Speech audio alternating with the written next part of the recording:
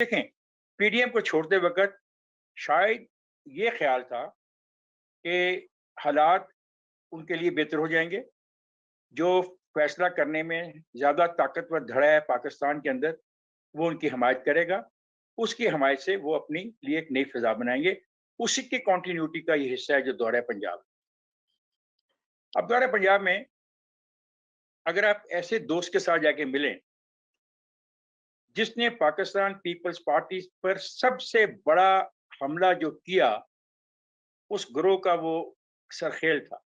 बिल्कुल। और मोहतरमा बेनज़ीर भुट्टो ने भी उस वक़्त उस आदमी की इस हरकत के ऊपर अफ़सोस का इज़हार किया था, दुःख का इज़हार किया। और जब से पाकिस्तान पीपल्स पार्टी बनी, इससे बड़ा हमला पीपल्स पार्टी को तोड़ने का ना हुआ और ना ही उसको इतनी कामयाबी हुई।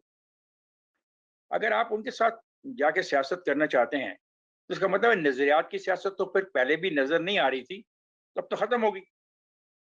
अब बिल्कुल। अगर हमने इलेक्टेबल की पॉलिटिक्स करनी है, अगर भट्टू साहब को भी अपने साथ शामिल करना है, मेरा भट्टू साहब से ज़ाती इख्तिलाफ नहीं है। लेकिन मैंने पहले आज फ़िक्रा कहा कि मुझे वो सच बोलना पड़ेगा जो बहुत कड़वा होगा। मैंने पहले भी आपके एक प्रोग्राम में एक फ़िक्रा कहा था कि क्या बिलावल इस पार्टी को सिंध तक महदूद करने की कोशिश कर रहे हैं या उसमें मसरूफ़ हैं? तो मेरे पे बहुत तनकीद हुई थी पीपल्स पार्टी की तरफ से और उन लोगों ने कहा था कि मैं बिक गया हूँ। अब पता नहीं कौन किसके हाथ में बिकता है, कौन क्या करता है, ये तो तारीख साबित करेगी। अब भट्टू साहब के साथ आप क्या कोशिश कर रहे हैं? क्या कभी पाकिस्तान पीपल्स पार्टी के वो नज़रियाती वर्कर थे? बिल्कुल। आपने जो सरगोधे से एक दोस्त को ढूँढा, उसकी पोज़ीशन क्या है? लाहौर में जिस दोस्त को आपने ढूँढा, जिसने रोहिल अज़हर के मुकाबले में इलेक्शन लड़ा, उसकी इस वक़्त पोज़ीशन क्या है?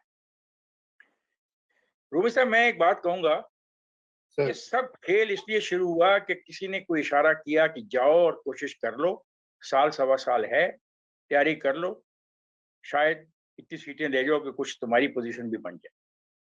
मैं आपके प्रोग्राम में एक दफ़ा पहले भी कह चुका हूँ, मुझे इस बात का शक है और खदशा है कि मुल्क के वो इदारे जो पाकिस्तान को चलाने के लिए फैसले करते हैं, उनके नज़दीक एक हंग पार्लियामेंट अब उनकी ज़रूरत है इस पार्लियामेंट के बाद। एक ऐसी हंग पार्लियामेंट कि जिसमें किसी के पास कुछ भी ना हो। वो ये तो शायद मान लें कि सूबों में वो कुछ गिव एंड टेक को तस्लीम कर लें या ऐसी सूरत हाल पैदा हो जाए कि कुछ मिल जाए, लेकिन हंग पार्लियामेंट मुझे लाजमी तौर पर नजर आती है।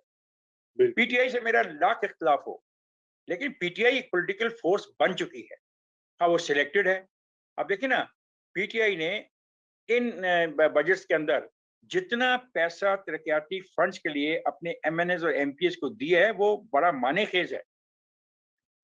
तमाम तैनातियां वो अपने दोस्तों, अपने पार्टी वर्करों या उन पार्टी वर्कर्स के करीबी साथियों और खानदानों की कर रहे हैं। वो ऐसा कानून लेके आना चाह रहे हैं कि जो बैरोकेट हैं उनको महज इस बिना पे निकाला जा सके कि उनकी शोहरत अच्छी नहीं है। उसके ऊपर उन्होंने काम भी शुरू कर दिया। उन्होंने एक सिस्टम के जरिए इस बात को साबित किया पाकिस्तान के अवाम में कि ये जो दोनों पार्टियां, ये चोरों का टोला है, करप्ट है। और नौजवानों की जो नस्ल है, वो इस नारे से काफी मुझे मुतासर नजर आती है। तो इसका मतलब है पीटीआई कोई ऐसी पार्टी नहीं है जिसको आप जस्ट इग्नोर ही कर दें और नहीं अपने कर किसी सकते। तर्जीह में उसको शामिल ही ना करें। तो मैं उसको भी शामिल कर रहा हूँ। इन सारी बातों के बाद मैं इस कंक्लूजन पे पहुंचता हूँ कि आसिफ जरदारी साहब जो भी कर रहे हैं, ये पीटीआई ये पैसे दे के जो भी करना चाह रही है, या पाकिस्तान मुस्लिम लीग नवाज अभी तक जो टूटनी, वो जो भी करे, सबसे बड़ा इम्तिहान इनका दिसंबर के बाद किसी वक्त भी शुरू हो जाएगा। वो होंगे लोकल बॉडीज के इंतखाबात।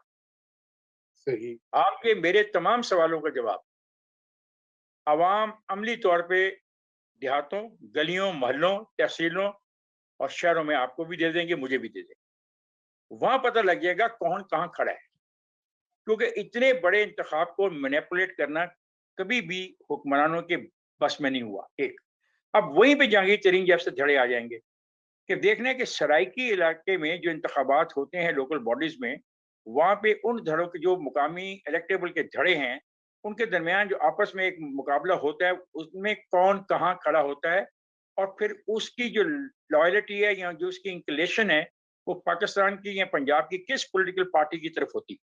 सेम इज़ चौधरी साहिबान। चौधरी साहिबान कभी ये पसंद नहीं करेंगे कि उनका जो हल्का इंतखाब है, जो उनका हल्का है उनके पास, गुजरात से मुल्क का इलाके, मंडी बहाउद्दीन और जेहलम की सरहदों तक, वो पसंद करेंगे कि आइंदा जो लोकल बॉडीज के इंतखाबात है, उनके पास वो रहे। अब यहाँ पे वो नुक्ता है रज़ा नबी साहब, जो हमें समझना चाहिए। मैं एक ऐसे इंतखाब की बात कर रहा हूँ जहाँ पे हज़ारों लोगों ने इलेक्शन लड़ना है, जहाँ पे हज़ारों नशिस्तें होंगी। अब इन तमाम पार्टियों के मुफादात आपस में टकराएँगे। आज जो पीटीआई के साथ हैं भी, मतलब जहांगीर तरीन है, मसलन परवेज़ इलाही साहिबान हैं, इनके मुफादात टकराएँगे इसलिए कि जो परवेज़ इलाही का धड़ा है, जो उनका मुफाद है उन इलाकों के अंदर, वो कभी भी पसंद नहीं करेंगे कि पीटीआई के नवारद जो हैं, उनसे वो नशिस्तें छीन लें। तो वो डट जाएँगे। यही पोजीशन सराइकी बेल्ट में जहांगीर तरीन और वो महमूद साहब जो हैं, अहमद महमूद, उनकी होगी और इनमें 2-4 और दोस्त और शामिल कर लें। तो मैं टेस्ट केस देख रहा हूँ लोकल बॉडीज़, मेरे बहुत सारे सवालों का और आपके बहुत सारे सवालों का, और पाकिस्तान के जो नामवर तज़कियाकार हैं, जो सुबह के वक़्त मरियम को प्राइम मिनिस्टर बनाना चाहते हैं और फिर शाम को आसिफ ज़रदारी से मुलाकातें करने के बाद या उससे उसके उसके प्रेस कॉन्फ्रेंस में जाने के बाद वो बिलावल को प्राइम मिनिस्टर बनाना चाहते हैं। तो इन सबको इन सवालों का जवाब मिल जाएगा। आपका अगला सवाल क्या है? जी, जी, बिल्कुल, बड़ा आपने तफ़सीली जवाब दिया। सोलंकी साहब, आप मुझे ये बताएँ, आपको कैसा लगा ये दौरा? क्या आप इफ्तिखार साहब से मुत्तफ़िक हैं मुकम्मल तौर पर? देखें, तज्ज़िये के लिए तो इफ्तिखार साहब से बेहतर तज्ज़ियाकार हमें कम ही मिलेगा। मैं सिर्फ़ जो मुख्तसर मालूमात मुझ तक पहुँची है, वो मैं आपके गोशगुज़ार कर देता हूँ, उसके बाद फिर तज्ज़िया आप भी कर लें और इफ्तिखार साहब भी कर लें। मेरी मालूमात ये है कि ज़रदारी साहब ख़ासे पुरुम्मीद थे जब लाहौर आए, और क्योंकि इस तरह की इत्तलात मिल रही थी कि पीटीआई अगले इंतखाबात में उनको खुली छूट नहीं होगी, और ऐसे छोटे-मोटे जितने भी ग्रुप्स हैं, उनको उनकी हौसला अफ़ज़ाई की जाएगी, ताकि वो जो हवा में मुअल्लक़ पार्लिमान जिसकी बात इफ्तिखार साहब ने की, उसके लिए सहूलतकारी की जा सके।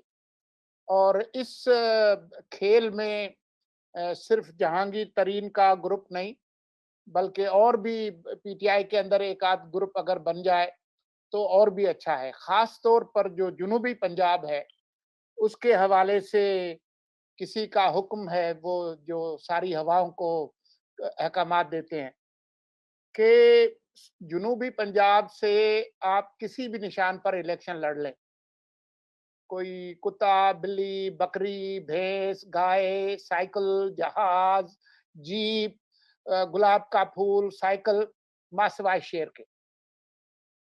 तो अगर इस तरह के अहकामात हैं, अगर इस तरह के हैं, तो उसमें एक इम्कान पैदा होता है बहुत सारी सियासी जमातों के लिए, खासतौर पर पीपुल्स पार्टी के लिए, जिनकी माजी में उस इलाके में रही है एक इंतखाबी सियासत, और अब भी कुछ लोग मौजूद हैं जिनका नाम इफ्तिखार साहब ने लिया।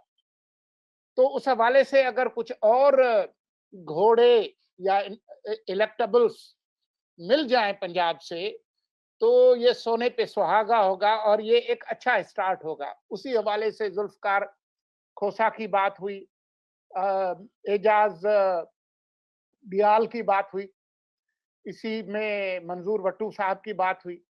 लेकिन अभी जब हम आपस में गुफ्तगू कर रहे हैं, तो जो मेरी मालूमात है वो ये है कि जुल्फ़िकार खोसा साहब जो है वो भी इनकार कर चुके हैं कि मैं तो नहीं शामिल हो रहा। जो गोंदल फैमिली है, उन्होंने भी इस तरह का कोई इंदिया नहीं दिया। जो एजाज डियाल साहब हैं, उनकी तरदीद आ गई है। मंजूर वट्टू साहब एक दिन शामिल हुए, दूसरे दिन उसकी तरदीद कर ली।